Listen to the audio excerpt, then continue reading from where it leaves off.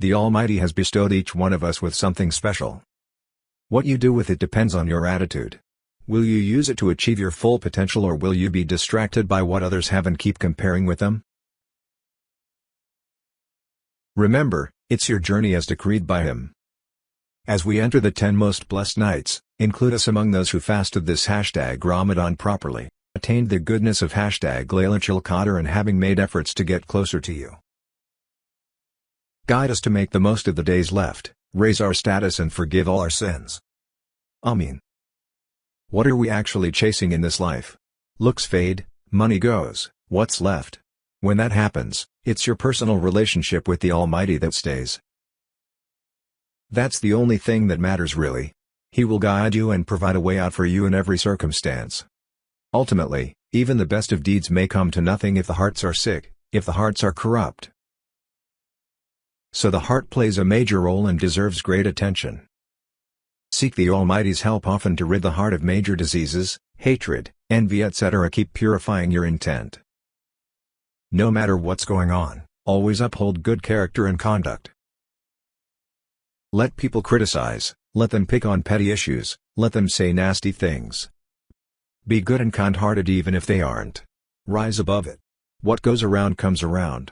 Remember, there's Judgment Day.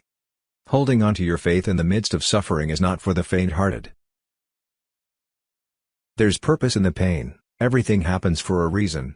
You may not realize it now, but when you look back, you'll understand the Almighty's plan for you. So ride out the storm and trust Him. Stress can be more harmful than merely affecting your physical health. Mentally, it causes you to crumble.